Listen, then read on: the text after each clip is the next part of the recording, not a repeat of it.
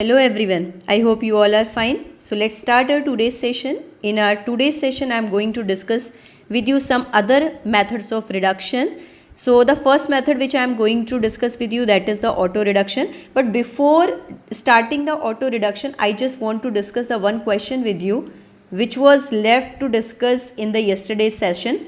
That is, you see that graph, okay? So now that have been plotted between delta G and T. So you have to find out the better reducing agent in terms of ZNO. So if you, and three conditions I have taught, this is for the equilibrium, this is for positive G and this is for negative G. In terms of negative G, if the graph is showing downward slope, this is to be feasible, upward non-feasible, and this is condition for equilibrium, and that reaction specifically takes place in these conditions.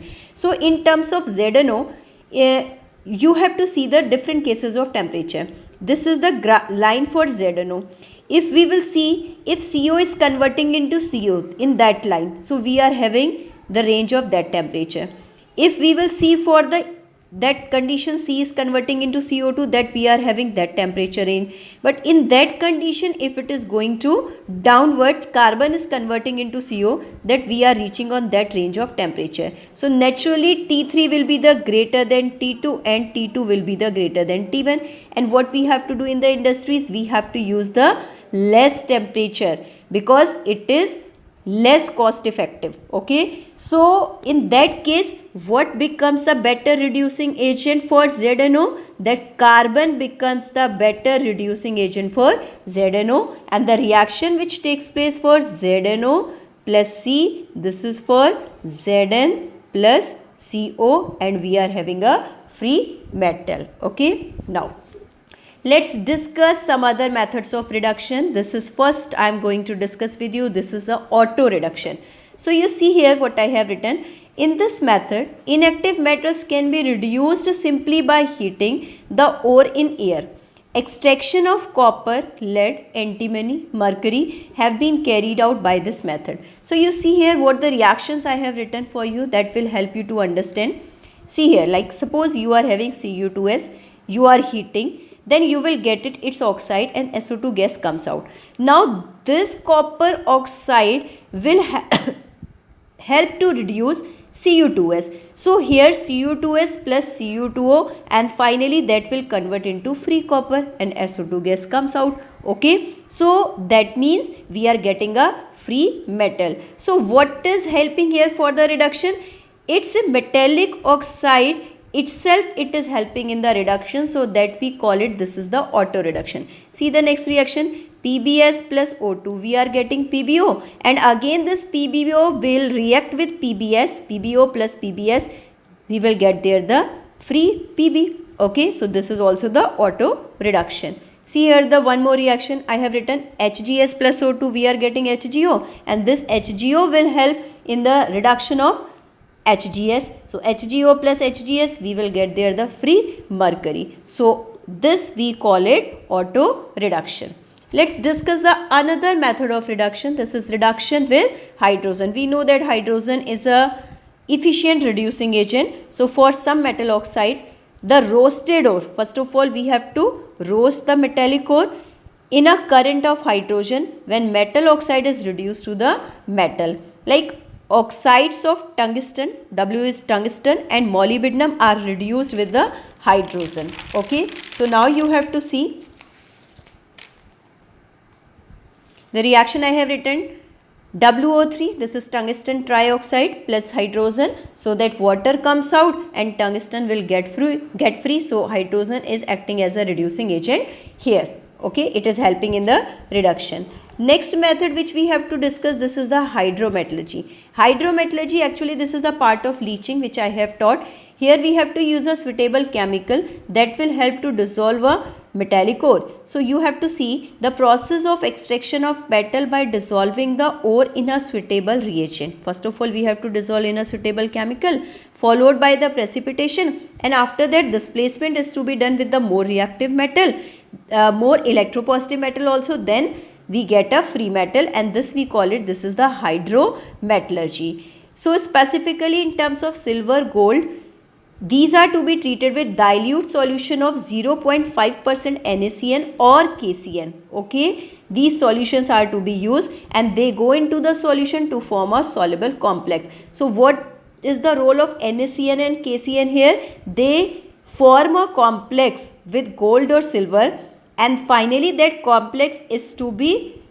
reduced and we get a free metal. You see here what is happening here. That question has come in the board exam this year. Okay, so I have told you the role of NaCN and KCN, that is helping in the process of leaching or the hydrometallurgy. And the second point, this is the complex which have been formed. We will use here the more reactive metal, and this more reactive metal, it shows the displacement because zinc is more reactive than silver, so it displaces the silver here. Silver will get free and Ag will form a complex with this. Okay, so if you will observe, displacement reaction is taking place, as well as if you will see here the oxidation state of zinc is 0, but here the oxidation state of zinc is going to be +2. If you will find out, Cn is -1, 4 and plus 1 into 2, 4 minus 2, that you will get there 2. So zinc is going to be oxidized, and here if you will see here, the oxidation state of free silver is to be 0 here. And if you will see here in terms of silver here, so that will have the oxidation state, this is -1, this is +1. So what you will get there, that is going to be +1. Okay, so silver is going to be reduced, so zinc is playing here very important role for the reduction of silver. So that is the process of reduction. Hydrometallurgy, this is also a process of reduction. Okay, now the next comes in the electrolytic reduction. So as you know that the highly reactive metal, those have a great affinity with oxygen and the chlorine, so they do not easily reduced by the simple reducing agent, they need the electricity for their reduction. So that comes in the category of electrolytic reduction. So here you have to understand, this is used for highly reactive metals like NaC and Al. So if you see here the term in terms of delta G, because delta G plays a very important role for the choice of reducing agent. Okay, so the formula which is to be used, delta G is equals to negative NF E naught cell. Here the N are the number of electron, E naught the electrode potential. So you have to understand the point. For more reactive metals have large negative value of E naught, therefore delta G will be positive. If negative value of E naught, negative will be positive and delta G will be positive. If delta G will be positive, the reaction will be non-spontaneous, and that means reduction will be difficult. Okay, now see the next condition. If delta E naught will be positive, so if E naught is to be positive, then we will get there the delta G will be negative. This case arises in terms of less reactive metals, and that can be obtained from its salts by more reactive metals, and the reaction takes place in that term. Suppose Cu2 positive plus Fe, then Cu gets free, and ion Fe2 positive ion that occurs in the form of aqueous form. Okay, so I think you all have got all the methods of reduction. Okay, so here I will show you the reduction by electricity. So now you see here the active metals like sodium, potassium, magnesium, calcium cannot be isolated by heating their compounds with the carbon simply. Again the reason arises same, because they have a great affinity with the oxygen and chlorine. So here we are needy to pass the electricity to. So you see here I have made a figure for you for one electrolytic reduction. So electrolysis is carried in a special type of vessel called electrolytic cell. Here we have taken a molten salt of that metal salt, like suppose NaCl, we are talking about NaCl, we have to put there 2 electrode, one is anode and second is to be of cathode. Then after that we have to pass the electric current. Then what will happen when we will pass the electric current? Then the fused salt like NaCl, MgCl, CaCl2, whatever we have taken in the container, the fused salt contain a positive charged metal, obviously positively charged metal like Na positive, Mg and Ca positive.